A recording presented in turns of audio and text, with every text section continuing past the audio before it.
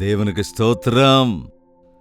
மீண்டும் இந்த நாளில் நம்முடைய தேவனுடைய மகத்துவங்களை, அவருக்குள்ளே இருக்கிற தனித்துவங்களை எல்லாம் நாம் நினைவுபடுத்திக் கொள்ளலாமா? ஜெபத்தோடு கூட. பரிசுத்தமும் அன்புமுள்ள எங்கள் பிதாவே, இந்த உலக காரியங்களில் எப்பொழுதும் மனது வைக்கிறோம், ஆனால் எங்களை சிருஷ்டித்திருக்கிற சிருஷ்டி கர்த்தரை மறந்திருக்கிற நாங்கள் மை நினைவு கூர்ந்து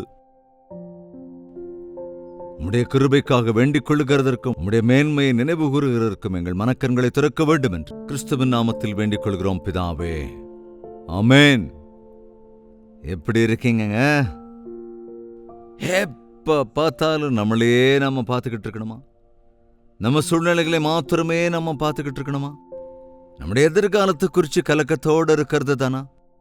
இந்த உலகத்துல மனிதர்களை குறித்தே நம்முடைய எண்ணமெல்லாம் அவங்கள பாராட்டணும், அவங்கள பாராட்ட வைக்கணும், அவங்கள நம்பணும், அவர்களுடைய ஃபேவரை பெற்றுக்கணும், அல்லது இவங்களுடைய தயவில் எப்படியாவது வாழ்ந்துட்டு போயிடணும்னு நினைக்கிறோம். இப்படித்தான் நம்முடைய வாழ்க்கை இருக்கிறதே தவிர நம்மை சிருஷ்டித்திருக்கிற சிருஷ்டிகர்த்தர் ஒருவர் இருக்கிறார் என்று, நாம் குற்றமுள்ளவர்களாய் பாவிகளாக இருக்கிற போதும் கூட நம்மை மீட்டெடுக்கிறதற்காக தம்முடைய இரத்தத்தை சிந்தி நம்மை வாங்கிக் கொண்டவர் இருக்கிறார் என்ற நினைவு இருக்கிறதா? இந்த உலகத்தில் இருக்கிற மனிதன் செய்தவர்களை கண்டு சந்தோஷப்படுகிறானே தவிர மனிதனை உண்டாக்கின அந்த ஆண்டவரை காணாமல் இருக்கிறான். ஒரு விஷயம், இந்த சிருஷ்டிகளை நாம் பார்க்கும்போது, இந்த அற்புதமான சிருஷ்டியை படைத்த தேவன் எவ்வளவு அற்புதமானவர், ஆச்சரியத்துக்கு ஏதுவானவர் அப்படிங்கிற நினைக்கிறோமாங்க? சரிங்க, நீங்க தூக்கத்துல எழுந்துட்டீங்களா இல்லையா? அந்த ரூமுக்குள்ளே இருக்கீங்களா? அந்த லைட் வெளிச்சத்துக்குள்ளே இருக்கிறீங்களா? இல்ல வெளியே வந்து வானத்தை கொஞ்சம் அண்ணாந்து பார்த்து அற்புதமாய் உதித்திருக்கின்ற சூரியனை, அதே போல பறவைகளுடைய அந்த அழகான சத்தத்தை, அந்த காலை வேளையினுடைய அனுபவங்களை எல்லாம் நீங்க அனுபவிக்கிறீங்களாங்க? அட்லீஸ்ட் வாரத்துக்கு ஒரு தடவையாவது கொஞ்சம் வெளியே போய், ஒரு தோட்டத்துக்கிட்ட போய், அல்லது கடற்கரை, நீங்க கடற்கரைக்கு பக்கத்தில் இருந்தா அங்க போய், அல்லது உங்கள் வயல்வெளிக்கு போய், நீங்க கிராமத்தில் இருப்பீங்கன்னா, அல்லது டெரஸுக்கு போய் நின்று வானத்தை அண்ணாந்து பார்த்து சிருஷ்டி கர்த்தரை துதிக்கிறதற்கான வாய்ப்பை நாம் உண்டாக்கி கொள்ள வேண்டும். தாவீது எதற்காக எப்போதும் அப்படி துதிக்கிறவனாய் இருந்தான் என்றால், அந்த அளவுக்கு நன்றி உணர்வுள்ளவனாக, பக்தியுள்ளவனாக அவன் இருந்தான் என்றால், அவன் ஒரு ஆடு மேய்ப்பன். இந்த ஆடுகள் எல்லாம் கூட்டிக்கிட்டு வயல்வெளிகளுக்கெல்லாம் போய், அல்லது ஆத்தங்கரையோரத்தில் அந்த பசுமையான இடங்கள்ல அந்த ஆடுகளெல்லாம் மேய்ச்சிக்கிட்டு அந்த சிருஷ்டி எல்லாத்தையும் பார்த்து பரவசப்பட்டிருந்தவன். ஒரு வசனத்தை பார்க்கலாம். 8வது சங்கீதம் 3ஆம் வசனம். விரல்களின் கிரியையாகிய உம்முடைய வானங்களையும் நீர் ஸ்தாபித்த சந்திரனையும் நட்சத்திரங்களையும் நான் பார்க்கும்போது, எதை பார்க்கிறானா? வானத்தை பார்க்கிறான். வானங்களை என்று இருக்கிறது. நாம பார்வைக்கு பரக்கூடியது ஒரு வானம் தான் இல்லையா? ஆனால் 3 வானங்கள் இருப்பதாக நாம் வேதத்திலேயே பார்க்கின்றோம். அந்த இயற்கை எவ்வளவு அற்புதமானது என்பதை இன்று விஞ்ஞானம் பெருக பெருக அநேகர் அதை கண்டுபிடித்து ஆச்சரியத்துக்குள்ளாக்குகிறார்கள். நீர் உண்டான வானங்களையும் சந்திரனையும் நட்சத்திரங்களையும், சூரியனை பார்த்தா கண்ணு போயிடல, அந்த பிரகாசத்தை பார்க்க முடியாது இல்லையா? சூரியனை டைரக்டா பார்க்க முடியாது. ஆனால் சந்திரனை கண்டு, நட்சத்திரங்களை, மின்னிக்கொண்டே இருக்கிற நட்சத்திரங்களை கண்டு, இந்த ஆற்றங்கரையில் அதிகாலையில் அல்லது ராத்திரி நேரங்களில் ஆடு மேய்ப்பர்கள் பொதுவாக ஆடு மேய்ச்சிட்டு அந்தந்த இடங்கள்ல அப்படியே படுத்துக்குவாங்க. மனரம்யமான அந்த சூழல்ல தேவன் சிருஷ்டித்திருக்கிற சிருஷ்டிகளை பார்த்துக்கிட்டு, அற்புதமான அவருடைய கரத்தின் கிரியைகளை கண்டு, நிருண்டாக்கின வானங்களையும் சந்திரனையும் நட்சத்திரங்களையும் நான் பார்த்து, மனுஷனை நீ நினைக்கிறதற்கு அந்த மனுஷன் எம்மாத்திரம்? இவ்வளவு அற்புதமான பர்வதங்களுக்கு மத்தியில, இவ்வளவு அற்புதமான இந்த உலகத்திலே ஒரு மனிதன் என்பவன் எம்மாத்திரம்? யோசிச்சு பார்க்கீங்களா? நம்ம ஆஃப்டர் ஆல் ஒரு ஏரோப்ளேன்ல ஏறி கொஞ்சம் பூமியை விட்டு கொஞ்சம் உயரமா போனதுமே கீழே இருக்கிற பூமியை பார்த்தா ஏதோ படம் மாதிரி இருக்கும். மனுஷர்கள்லாம் குட்டி குட்டியா ஏதோ பொம்மை மாதிரி தெரிவாங்க. இன்னும் கொஞ்சம் மேல போயிட்டா ஒண்ணுமே தெரியாது. இவ்வளவு அற்புதமான தேவனுடைய சிருஷ்டியில தேவன் உன்னை பார்க்கிறார், என்னையும் பார்க்கிறார், நம்மை கவனிக்கிறார் என்பதெல்லாம் எவ்வளவு ஆச்சரியமான விஷயம். அது எவ்வளவு அற்புதமான காரியம். உன்னுடைய இருதயத்தை கவனித்து உன் இருதயத்தின் ஆழங்களை அவர் பரிசோதிக்கிறார் என்பதெல்லாம் எவ்வளவு அற்புதமான விஷயம் இல்லைங்களா? அவ்வளவு அற்புதமான தேவன் என்னை நினைக்கிறதற்கு நான் எம்மாத்திரம்?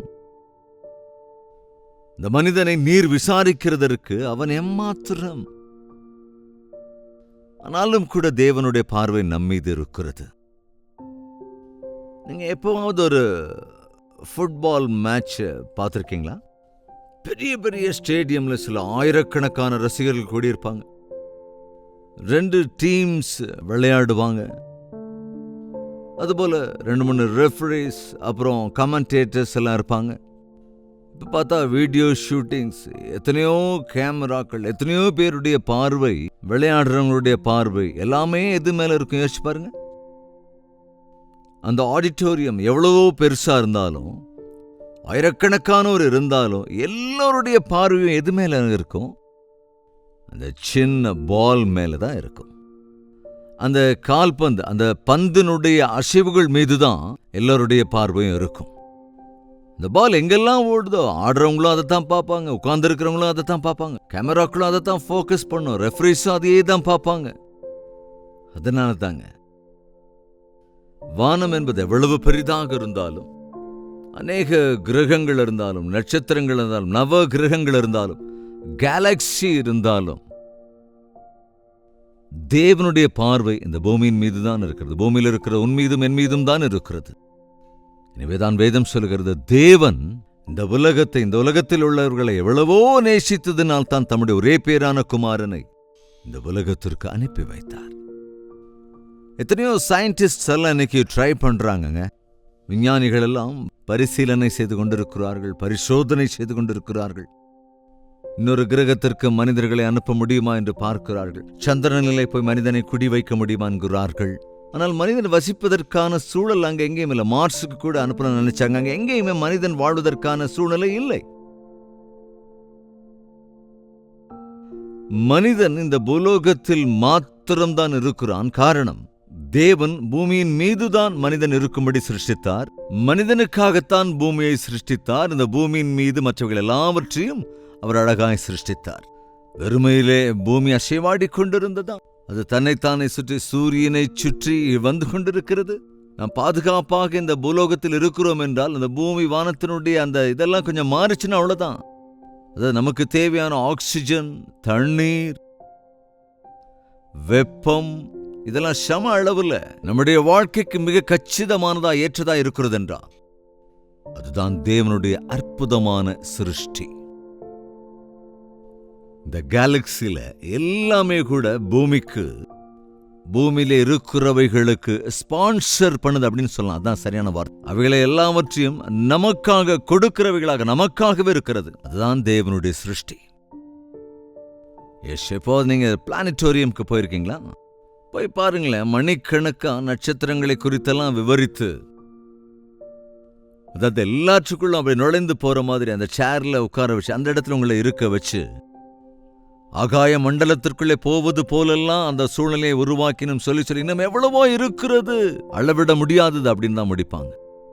உன்னதமான தேவன், சிருஷ்டிகர்த்தர், அவரை பற்றி நீ சிந்திக்கிற போது உன்னை பற்றின அருமை பெருமையெல்லாம் நீயே தம்பட்டம் அடித்துக் கொள்ளுகிற உன்னுடைய காரியம், உன்னுடைய டிகிரியோ, உன்னுடைய பணமோ, உன்னுடைய பலமோ, உனக்கு இருக்கிற அழகோ, இவைகளெல்லாம் நினைச்சு பெருமைப்படுறானா? இவைகளை அருளி இருக்கிற ஆண்டவரை நீ இன்று துதிக்கிறாயா? வெளியே தேவனுடைய சிருஷ்டியை பார்த்த தாவீது இன்னொரு இடத்திலே இப்படி சொல்லுகிறான். 139வது சங்கீதத்தில் 14ஆம் வசனத்திலே, நான் பிரமிக்கத்தக்க அதிசயமாய் உண்டாக்கப்பட்டபடியால் உம்மை துதிப்பேன், உமது கிரியைகள் அதிசயமானவைகள். வெளியரங்கமாய் பிரமிக்கத்தக்க வகையிலே இந்த சிருஷ்டிகள் எல்லாவற்றையும் சிருஷ்டித்தவர் ஒரு நபரை எப்படி சிருஷ்டித்திருக்கிறார்? என்னை உருவாக்கின விதத்தை பார்க்கிற போது ஆக்சுவலா உங்களை பத்தி நீங்க என்ன நினைக்கிறீங்க? உன்ன மாதிரி ஒரு மனிதனை உருவாக்குது என்பது அவ்வளவு சாத்தியமாங்க? ரோபோஸ் இன்னைக்கு நிறைய உருவாக்குறாங்க, சில லட்சக்கணக்கான டாலர் செலவழிச்சா. ஆனா அதெல்லாம் ஜீவனற்றவைகள் தானே. உன்னுடைய சரீரத்தில் இருக்கிற மாதிரி அவயவங்களை ஆயத்தப்படுத்துறது அப்படின்னா அது அசாத்தியம். ஒருவேளை அந்த மாதிரி உருவாக்கணும்னா நம்முடைய கண்கள் செய்கிற வேலைக்கு 250 டெலிவிஷன் ஸ்டேஷன்ஸும் 250 டெலிவிஷன் ரிசீவர்ஸும் வேணுமாங்க. அவ்வளவு வேலையை நம்ம கண்கள் செய்து 10 பைசா செலவு இல்லாம இல்லையா? நம்முடைய பிரெயின்ல எலக்ட்ரிசிட்டி தனக்குத்தானே உருவாகி கொண்டிருக்கிறது. அப்படி செய்யணும்னா எவ்வளவு பேட்டரிஸ் எனக்கு உருவாக்கணும் தெரியுமாங்க? நம்முடைய செவிகள் சத்தத்தை கேட்பதற்கு, மிக நுட்பமான சத்தத்தை கேட்பதற்கு கூட தேவன் நம்முடைய செவிகளை அற்புதமாய் உருவாக்கி இருக்கிறார். நம்முடைய நாவல கூட பாருங்க, எவ்வளவோ ருசிகளை தெரிவிக்கிற அந்த டேஸ்ட் பட்ஸ் இருக்கு தெரியுமா?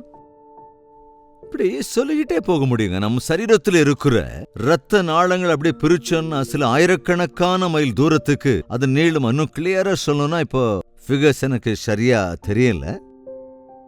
அதே போல எத்தனையோ எலும்புகள் நம் சரீரத்தில் இருக்கிறது, ஒவ்வொன்றுக்கும் நேர்த்தியா இந்த லூப்ரிகேஷன் எல்லாம் அமைச்சிருக்காரு. அதே போல மனிதனுக்குள்ள கவனிச்சு பாருங்க, எவ்வளவு கேலன்ஸ் பிளட் பியூரிஃபை ஆயிட்டே இருக்குங்க.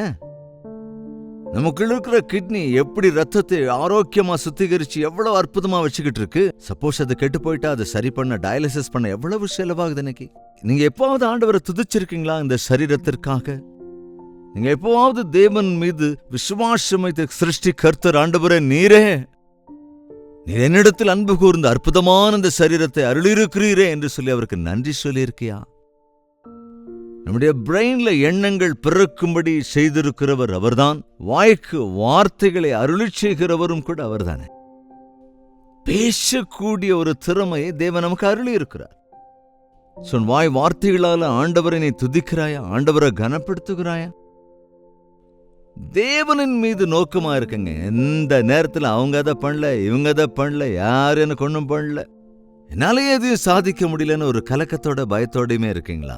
இவ்வளவையும் அருளி இருக்கிற தேவன், என்னை போஷிக்கிற தேவன் இல்லையா? என்னை காத்து வழிநடத்துகிற தேவன் இல்லையா? என்னை காப்பாற்றுகிற தேவன் அவர் இல்லையா? என்னில் அன்பு கூர்ந்து தம்முடைய சொந்த குமாரனையே அருளிய தேவன் அவரோடே கூட எல்லாவற்றையும் எனக்கு அருளாதிருப்பது எப்படி என்ற விசுவாசம் ஏங்க உங்களுக்கு வரமாட்டேங்குது?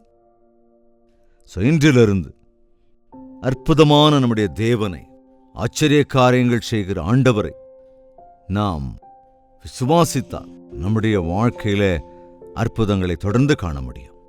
அவருடைய சிருஷ்டிகளை கொஞ்சம் பாருங்க. அவர் எப்படியெல்லாம் உன்னை உருவாக்கி இருக்கிறார் என்று அதெல்லாத்தையும் கொஞ்சம் சிந்திச்சு பாருங்க. ஆண்டவரை துதிக்க முடியும். நம்முடைய உள்ளத்தின் ஆழத்தை அறிந்திருக்கிற தேவன் உன்னையே நோக்கி பார்த்து உன்மீதே நோக்கமாயிருந்து நீ நடக்க வேண்டிய வழியை உனக்கு போதிக்கிறவர் என்பதை வேதம் தெளிவாக சொல்லுகிறது. எவ்வளவோ மில்லியன் கணக்கான மக்கள் இருக்கிற போதும் தேவன் ஒவ்வொருவரையும் பற்றிக் கொள்ளுகின்றவர். ஒவ்வொருவரையும் ஒரு தனித்துவமான விதத்திலே உருவாக்கி இருக்கிறார் என்பதை நீ நினைச்சு பாரு. அப்பொழுது அவரை நாம் உணர்ந்து பாக்கியவான்கள் ஆவோம். உன் கைகள் இருக்கிற ரேகை இன்னொருத்தருக்கு இருக்கவே இருக்காது. உன்னுடைய கண்ணின் விதம் இன்னொருத்தருக்குள்ள இருக்காது. உனக்குள்ள எல்லாமே தனித்துவமா இருக்குங்க. உன்னை போன்ற ஒருவன் இன்னொருவன் இல்லை. ஆனால் ஒவ்வொருவருமே தேவனுக்கு பிரியமானவர்கள். தேவனம் எல்லோரையும் தம்முடைய சாயலாய் தம்முடைய ரூபத்திலே சிருஷ்டித்திருக்கிறார்.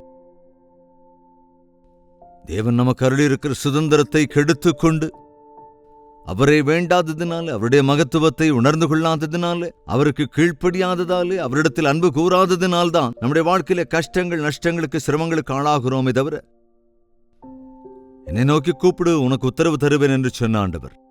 நீ அவரிடத்திலே விசுவாசிக்கும் போது என்னை தேடினால் கண்டடைவீர்கள் என்று சொன்ன ஆண்டவர் எப்போதுமே நமக்காக ஆயத்தமாயிருக்கிறார். தேவ வார்த்தைகளை கேட்டு அவருடைய மகத்துவத்தை அறிந்து கொள்ளுங்கள். தேவனுடைய வார்த்தையை தியானிக்கும் போதுதான் நீ எவ்வளவு விலையேற பெற்றிருக்கிறாய் என்பது, உன்னை அவ்வளவாய் அவர் நேசிக்காவிட்டால் உனக்காக எதற்கு இந்த உலகத்திற்கு வந்து தம் ஜீவனையை தந்திருக்க வேண்டும் என்பது தயவுசெய்து சிந்திக்க வேண்டிய காரியம். சிந்தித்து உங்கள் வாழ்க்கையை அவருக்கு அர்ப்பணிக்க வேண்டியது அவசியம். அனாவசியமான கலக்கத்தை, பயத்தை விட்டுவிட்டு தேவாதி தேவனும் கர்த்தாதி கர்த்தருமா இருக்கிற ஆண்டவர் என்னோடே கூட இருக்கிறார் என்று விசுவாசத்தோடு அவருக்குள் எப்பொழுதும் சந்தோஷமாயிருங்கள். ஜெபிக்கலாமா?